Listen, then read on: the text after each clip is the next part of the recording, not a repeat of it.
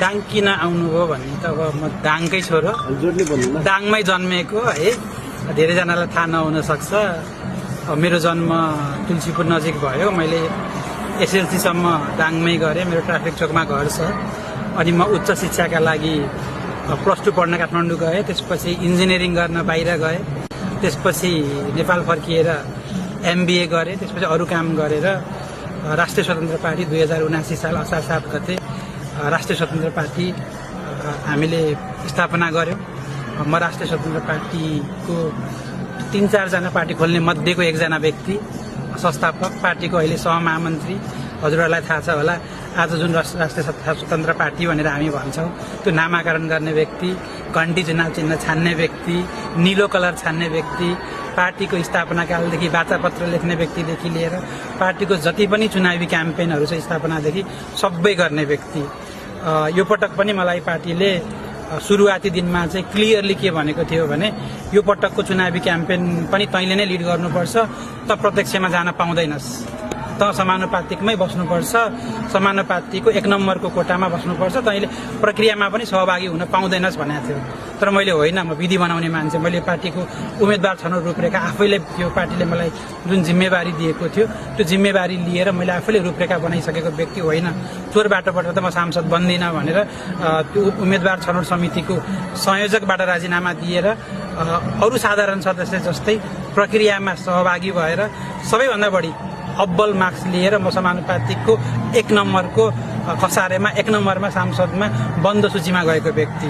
तर के लाग्यो भने यो पटक म यदि दाङ जिल्लामा आएर प्रत्यक्ष लडिन भने यो मेरो पार्टीप्रति पनि अन्याय हुन्छ, म जन्मेको ठाउँप्रति पनि अन्याय हुन्छ, जेएनजी मुभमेन्टप्रति पनि अन्याय हुन्छ। त्यसैले मान्छेहरू सांसद पदका लागि मरिहत्या गर्छन्। म हातमा आएको सांसद पद छोडेर आफ्नो जन्मभूमिमा म जनताबाट अनुमोदित भएर आउँछु भनेर चाहिँ उम्मेदवारी दिन आफू जन्मेको, आफू हुर्केको ठाउँमा आएको। तपाईँको एजेन्डाहरू के छन्? म जहिले पनि पार्टी स्थापनादेखि नै म के भन्छु भने ठुलो ठुलो एजेन्डाहरू भन्दा पनि जनताका सामान्य समस्याहरू समाधान गरिएन भने त्यो एजेन्डाहरू सुन्दा त मजा लाग्छ, तर त्यसले तात्विक अर्थ दिँदैन। हामी यो लास्टको 20-30 वर्षको यो जुन राजनीति छ, हामीले खयाली पुलाउवाला राजनीति मात्रै देखाएको छौँ कि चुनाव जित्नका लागि सुन्दै मिठा लाग्ने, म रेल ल्याइदिन्छु, म के गरिदिन्छु भन्ने खालको सुन्दा त मिठो लाग्छ, तर त्यसले जनताको जीवनमा तात्विक असर पार्दैन। मेरो एजेन्डा एक मात्र एजेन्डा हो, जुन सायद हाम्रो पार्टीको एजेन्डा पनि हो। यो देशमा थिलो भएको सुशासन, जुन कुशासन छ त्यसलाई राइट ट्र्याकमा लाउने, यो देशको अर्थव्यवस्थालाई राइट ट्र्याकमा लाउने र जनताले यो देशमा राज्य छ भन्ने अनुभूति गर्ने। नेपाली जनताले खासै धेरै केही पनि मागेको होइन के, नेपाली जनताले यो देशमा एउटा नागरिक भएर बस्न पाउने सामान्य कुरा मागे हो।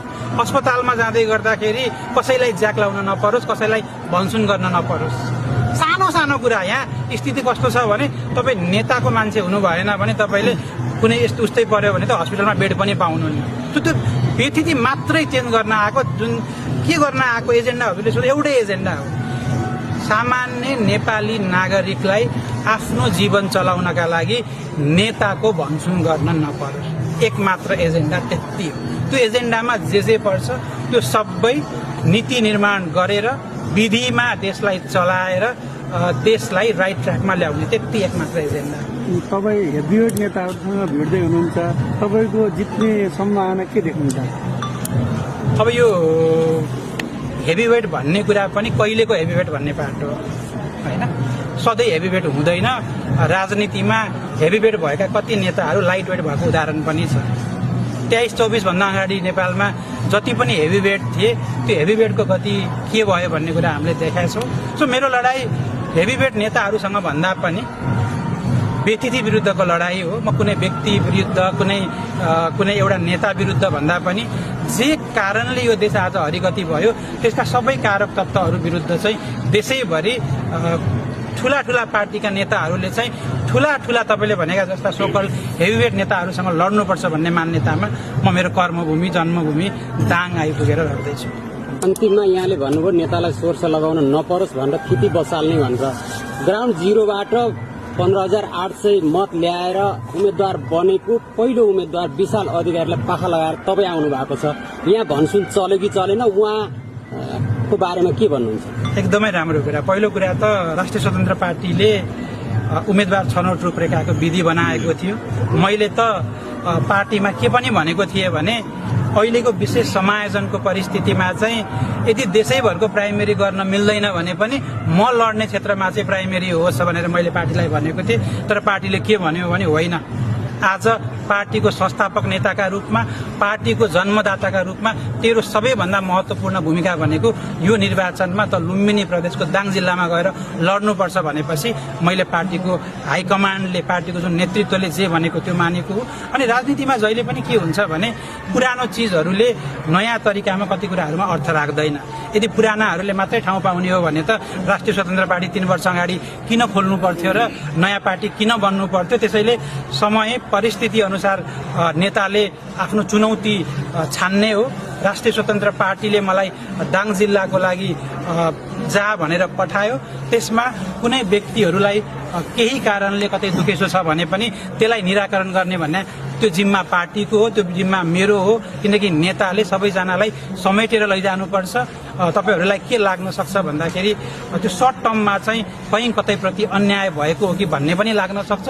तर राष्ट्रिय स्वतन्त्र पार्टी अन्याय गर्न जन्मेकै पार्टी नै होइन भनेपछि राष्ट्रिय स्वतन्त्र पार्टीमा योगदान दिने सबैजना साथीहरूको कदर हुन्छ। यो मेरो तपाईँहरू मार्फत सबैजनालाई प्रतिबद्धता पनि भयो। र तपाईँले यहाँ दाङ क्षेत्र नम्बर 2 को कुरा गर्दै गर्दाखेरि यो समायोजनका कारणले, अन्य कुराहरूको कारणले देशभरमा संगठनमा जोडिएका कतिजना साथीहरूले यो पटक उम्मेदवारी दिन पाउनु भएको छैन। तर के बुझ्नुपर्छ भने व्यक्तिभन्दा ठुलो पार्टी, पार्टीभन्दा ठुलो देश हो। र देशको परिस्थितिमा त्यो तत्कालीन परिस्थितिमा पार्टीलाई जे सही लाग्छ त्यो निर्णयहरू पार्टीका सबै सदस्यहरूले गर्नुपर्छ। र दाङ 2 को हकमा पनि त्यही भएको र देशका अन्य 164 निर्वाचन क्षेत्रको हकमा पनि त्यही भएको। विशालजीलाई नि मिलाएर लानुहुन्छ? विशालजीलाई पनि होइन, राष्ट्रिय स्वतन्त्र पार्टीका हरेक व्यक्ति र राष्ट्रिय स्वतन्त्र पार्टीमा नहटाएका अन्य व्यक्तिहरूलाई पनि मिलाएर लाने हो। अबको एउटै पार्टी राष्ट्रिय स्वतन्त्र पार्टी हो भने जुन पार्टीको छाती त्यति विशाल छ त्यो पार्टीमा विशाल किन अट्दैन, त्यो पार्टीमा अनन्त किन अट्दैन, त्यो पार्टीमा असीम किन अट्दैन, त्यो पार्टीमा सुशील किन अट्दैन? सबैजना अट्छ नि। एउटै टिम हो हामी त। कहिलेकाहीँ निर्वाचनमा हेर्दाखेरि ओहो के हो भन्ने लाग्छ, तर हेर्दै जानुला यो निर्वाचनमा हामी सबैजना एउटै टिम बनेर जानेछौँ। सो द्याट संसदमा जाँदाखेरि विपिन मात्र होइन, विशाल, अनन्त, असीम, सुशील र दाङको हरेक प्रतिनिधित्वले आफूलाई संसदमा देख्न पाउनुहुन्छ। सो 1 जना र 2 जनाको कुरै होइन है हजुर।